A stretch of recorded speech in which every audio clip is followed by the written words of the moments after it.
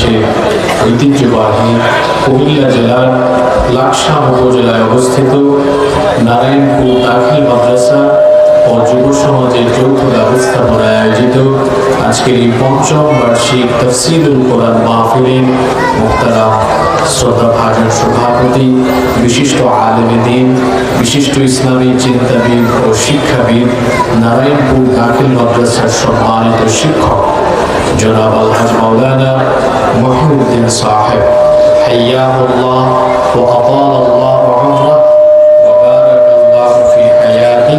আমরা সবাই বলি আমিন।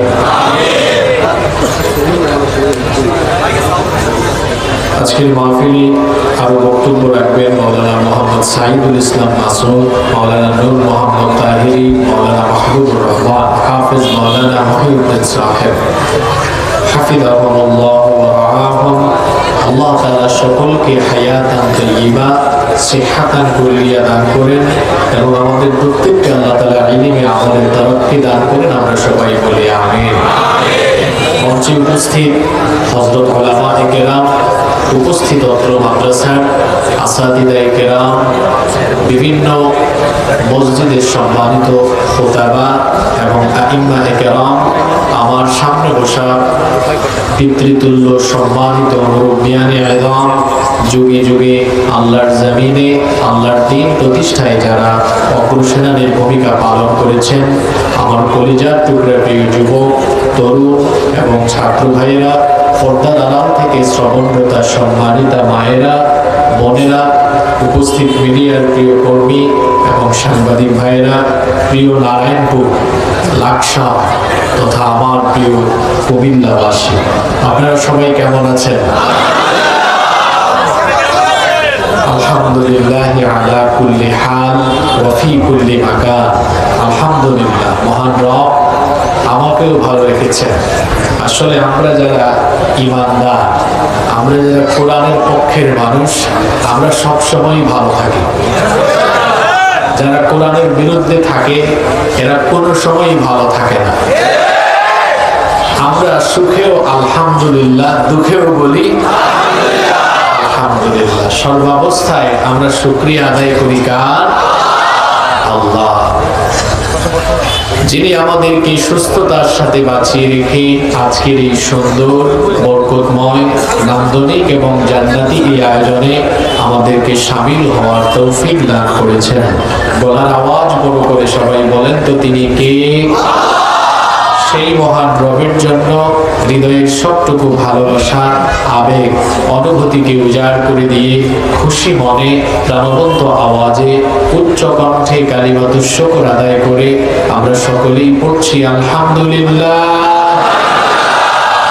অসংখ্য অগণিত দুরুদ এবং সালাম পেশ করছি খাতামুন নবিয়্যিন, আশরাফুল আম্বিয়া ওয়াল মুরসালিন, রাহমাতাল লিল আলামিন, নবিয়ুনা ওয়া সাইয়্যিদুনা ওয়া কুদওয়াতুনা মুহাম্মাদুর রাসূলুল্লাহ সাল্লাল্লাহু আলাইহি ওয়াসাল্লামের প্রতি, যাকে আল্লাহ তাআলা মানব জাতির হেদায়েতের জন্য প্রেরণ করেছেন। আল্লাহুম্মা সাল্লি আলাইহি, আল্লাহুম্মা বারিক আলাইহি। প্রিয় লাকসামবাসী, আপনাদের আজকের এই মাহফিলে এসে আমার মনে পড়ছে 2021 সালের 8ই ফেব্রুয়ারির কথা। সেদিন আমি অন্য আরেকটা মাহফিল থেকে এসে আপনাদের এই মাহফিলে অ্যাটেন্ড করেছিলাম। আমি সরাসরি এসে স্টেজে ওঠার কারণে আমি আপনাদের এলাকার পরিস্থিতি সম্পর্কে আমার ধারণা ছিল না। আমি আলোচনা চালিয়ে যাওয়ার সময় হঠাৎ করে সন্ত্রাসী বাহিনী যেভাবে অতর্কিতভাবে মাহফিলে ঢুকে মাহফিলকে গন্ডগোল করে দিয়েছিল, আমি বিষয়টি যদি আগে থেকে জানতে পারতাম তাহলে কোরআনের মাহফিলে অন্তত এই কোরআনওয়ালা লোকদের সামনে এসে কোরআনের মাহফিল বন্ধ করে দিয়ে যাওয়ার সুযোগ ওরা জীবনেও পেত না। কারণ আপনারা যারা আমাকে ব্যক্তিগতভাবে চিনেন, আপনারা জানেন সেই ফেসিবাদের আমল থেকেই আমি খুব স্পষ্টবাদী মানুষ, যেটা বলি সোজা সাপটা বলে ফেলি। আমি আসলে সেই দিন আজ করতে পারিনি, কারণ যখন তারা আসতেছিল বলতেছিল আমাদেরকে দাওয়াত করে আবার আমাদের বদনাম করে, আমি ভেবেছিলাম হয়তো বা এখানে এলাকাগত আভ্যন্তরীণ কোনো কোন্দল থাকতে পারে। সেজন্য আমি বিষয়টাকে বুঝতে পারি নাই, কিন্তু পরবর্তীতে যখন দেখলাম যে না, এরা স্বভাবজাত কোরআন বিরোধী, এটা যদি আগে থেকে আজ করতে পারতাম, সে চেয়ারম্যান হোক, এমপি হোক, আর মন্ত্রী হোক, আর প্রধানমন্ত্রী হোক, আর প্রেসিডেন্ট হোক, আল্লাহর কালামের প্রোগ্রাম বন্ধ করে দিয়ে আর আল্লাহর মেহমানদের উপরে অতর্কিত হামলা করে চলে যাবে, এটা তো আল্লাহ তাআলার কোরআনের মাহফিলে আসা মেহমানরা অত সহজে ছেড়ে দিত না। 2021 সালের 8ই ফেব্রুয়ারি, সেদিন সে রাতে কি ঘটেছিল এটা অনেকেরই এখনো অজানা, কারণ পুরো রাতের কাহিনী তো অনেকে জানে না। আমি কি আলোচনা শুরু করার আগে সেটা আপনাদের সাথে শেয়ার করব? আমাদের সেই আলোচনা তো ইউটিউব চ্যানেলে এখনো আছে। আমরা তো কোরআন হাদিসের বাইরে কোনো কথা বলছিলাম না। আর সেদিন আমরা নবী করিম সাল্লাল্লাহু আলাইহি ওয়াসাল্লামের জীবনী থেকে আলোচনা করছিলাম, শ্রোতারাও আলোচনা শুনছিলেন, কোরআনের আয়াত তেলাওয়াত হচ্ছে, এমন অবস্থায় এসে মাইক বন্ধ করে দিয়েছে। এই মাঠেই আলোচনা হচ্ছিল, মাইক বন্ধ করে দিয়ে তার অর্থপূর্ণ বক্তব্যে আমরা হতবাক হয়েছি। সে তার বক্তব্যে কি বলেছিল সেটা আপনাদের অনেকেরই স্মরণ আছে। সে বলেছিল যে আমি গুন্ডা, আমি মাস্তান, আমি সন্ত্রাস থেকে চেয়ারম্যান হয়েছি। তাহলে বোঝা গেল সে যে দলের পরিচয় দিয়েছে এই দলের বীজ ভালো না, এটা সে নিজের মুখেই বলতেছে। তারপরে সে আরো বলছিল যে এই তাহেরির বাড়িকে আমি মরুভূমি বানাবো, এখানে আমি সবজি চাষ করবো সকাল 10টায়। বেটা ব্যাকল মনে হয় আসার আগে মনে হয় 1-2 বোতল খাইয়া আসছে। ব্যাকল জানেও না যে মরুভূমিতে সবজি চাষ করা যায় না। তাকে ব্যাককেল বলেছি। তাহেরি সাহেবের বাড়ি এখনো ঠিকই আছে, কিন্তু আমি শুনছি ছাত্ররা নাকি তার বাড়িতে পাস্তা দেখে কি জানি করেছে। ইতিহাস হলো এমন, আপনি যেটা করবেন সেটা ফিরে আসবে। এই অধ্যত, এই অহংকার কোথায় গেল আজ? তারপর আমি চলে যাওয়ার পরে আমি কিভাবে গেলাম? আমাকে তো তাহেরি সাহেবের বাড়িতে আমাকে ওয়ালিউল্লাহ ভাই তাহেরি সাহেব আমাকে নিয়ে গেলেন। ওখানে যাওয়ার পরেও সেই বাড়ির দরজা জানালায় দেয়ালে এসে তারা এলো পাতারি আঘাত করছিল। আমার সফর সাথে ছিলেন জনাব আলবি ভাই, আমার সাথে আজকেও এসেছেন। তিনি দেখেছেন যে ওদের হাতে দেশীয় অস্ত্রশস্ত্র ছিল। তারা ওই ঘরের ভেতরেও আমাকে হামলা করতে চেয়েছিল। আমি সেই সময় 999 কল করেছি। 999 কল করে লাকসাম থানার ওসি সাহেবের সাথে আমি ওই রুমে বসে কথা বলেছি। ওসি সাহেবকে বললাম, আমি তো আপনারই থানায় এসেছি, এইরকম পরিস্থিতির সম্মুখীন হয়েছি। তখন ওসি সাহেব আমাকে বললেন, কি বলেন? আমি তো কিছুক্ষণ আগে আপনার বক্তব্য লাইভে শুনছিলাম, এখন কি মাহফিল বন্ধ হয়ে এই পরিস্থিতি? আমি বললাম, হ্যাঁ, আমি আপনার কাছে ফোন করেছি যে এই পরিস্থিতি থেকে যেহেতু আপনার থানায় আমি এসেছি, আমাকে একটু সেফলি আপনি এখান থেকে নিয়ে যাওয়ার জন্য চেষ্টা করেন, এই কারণে আমি আপনাকে ফোন করেছি। ওসি সাহেব বললেন, ঠিক আছে, আমি ব্যবস্থা নিচ্ছি।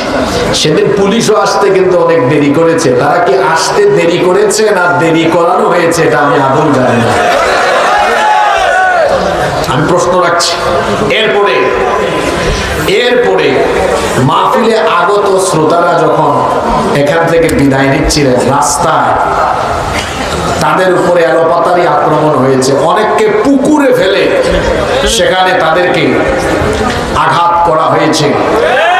অনেক মানুষ সেদিন আহত হয়েছেন।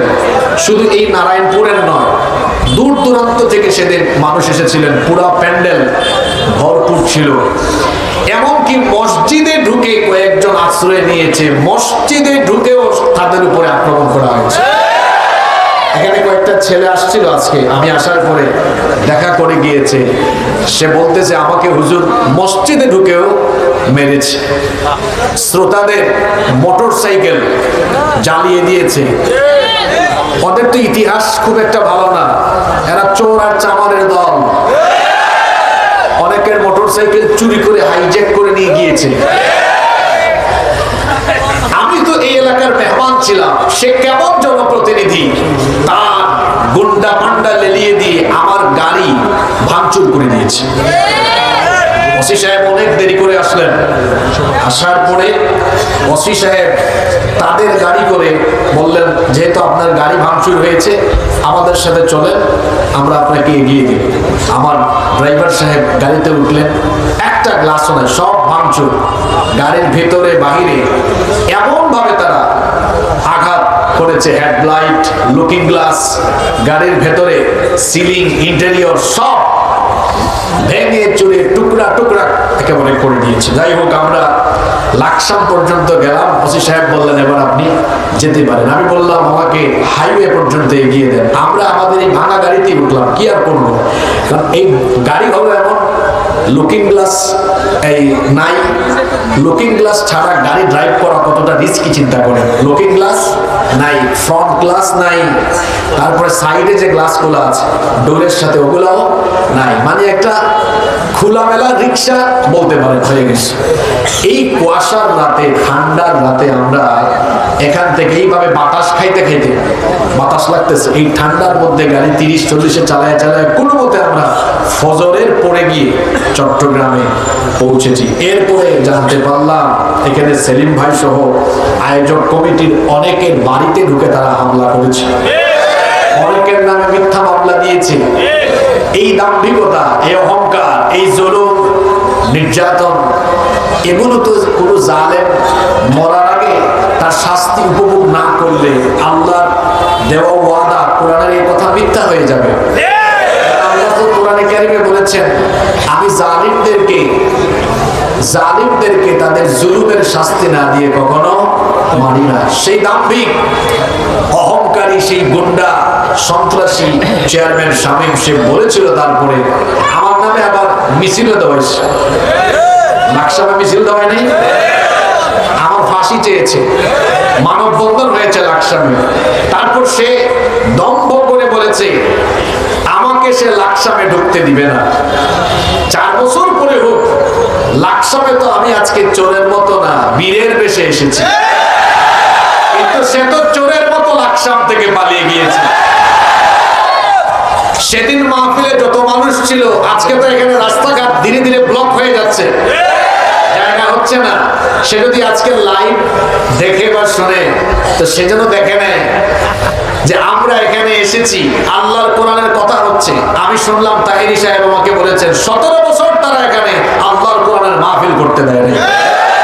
সেই বছর যুবকরা মিলে মাহফিলের আয়োজন করেছিল, এসে তারা আলোচনা চলাকালীন অবস্থায় বাধা দিয়েছে। কোরআনের মাহফিল চলছে, আল্লাহর কোরআন আছে, থাকবে। তোমরা যারা কোরআনের বিরোধিতা করেছো, থাকতে পারো নাই, চোরের মতো তোমরা দেশ থেকে পালিয়ে গিয়েছো। আজকে তোমাদের পক্ষে দাঁড়ানোর মতো একজন মানুষও দেখা যাবে, মানুষ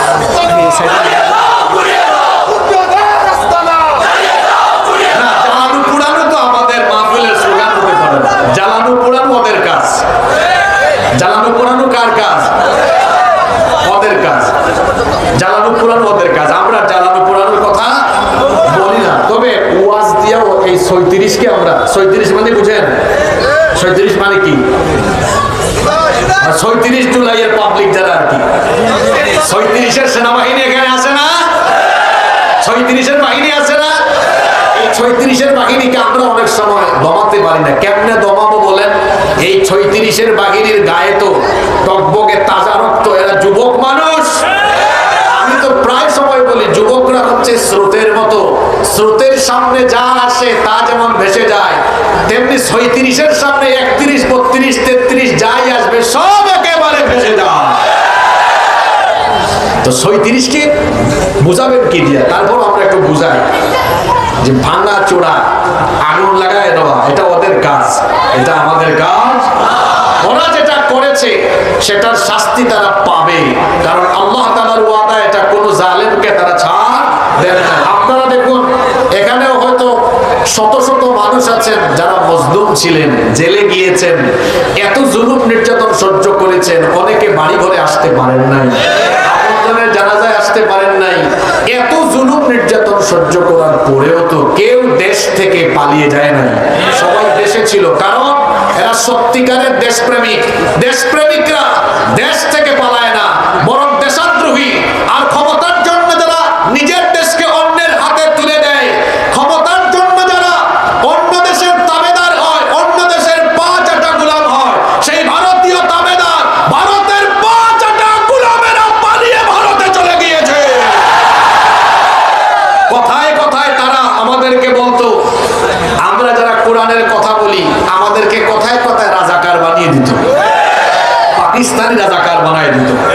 অথচ আমার তো পাসপোর্ট আছে, আপনাদের অনেকের পাসপোর্ট আছে, আমাদের পাসপোর্টটা একটু চেক করে দেখেন তো কোনোদিন পাকিস্তানে আমরা যাওয়া আসা করেছি কিনা। আমাদেরকে যারা পাকিস্তানি রাজাকার বলে ওদের পাসপোর্ট চেক করে দেখেন ভারতে কয়বার যাওয়া আসা করে। আমাদেরকে যারা পাকিস্তানি রাজাকার বলে ওরা হলো ভারতীয় রাজাকার। আর আমরা যে রাজাকার নই, আমরা যে দেশপ্রেমিক, এটার প্রমাণ আছে। আমরা কখনো দেশকে পাকিস্তানের হাতে বা কোনো দেশের হাতে তুলে দেই নাই। আমরা দেশপ্রেমিক হিসাবে এই দেশের স্বাধীনতা সার্বভৌমত্ব রক্ষা জীবন বাজি রেখে কথা বলি, কাজ করি। কিন্তু তোমরা দুনিয়াবী স্বার্থে, ক্ষমতার স্বার্থে তোমরা ভারতীয় রাজাকার সেজে এই দেশের সবকিছু ভারতের হাতে তুলে দিয়ে ভারতের পা চাটা গোলামি করে যখন এই দেশের জনগণের সামনে দাঁড়াতে পারো নাই, তখন ভারতীয় রাজাকাররা চোরের মতো ভারতেই পালিয়ে গিয়েছে। সম্মানিত ভাইয়েরা, আজকে স্লোগান দিবেন না, আমাকে কথা বলতে দিবেন। কারণ আজকে তো আমার অসমাপ্ত আলোচনা সমাপ্ত করতে অনেক কাজ বাকি। বলেছিলাম মাহফিলটা ঈদের পরে করেন, আল্লাহ হায়াতে বাঁচালে তখন রাতে আসবো, কিন্তু না, এই কমিটি বড় নাছর বান্দা। যুবকরা বলতেছে আসতেই হবে, মানে এমন একটা ভাব তারা নিছে আমি না আসতে তুলে নিয়ে আসবে। তো কি আর করা, যুবকদের কথা তো ফেলা যায় না, কারণ এই যুবকরাই হলো আমাদের সম্পদ। এই যুবকরা আমাদের দেশকে ভালোবাসে। এই যুব সমাজ যতদিন সঠিক পথে থাকবে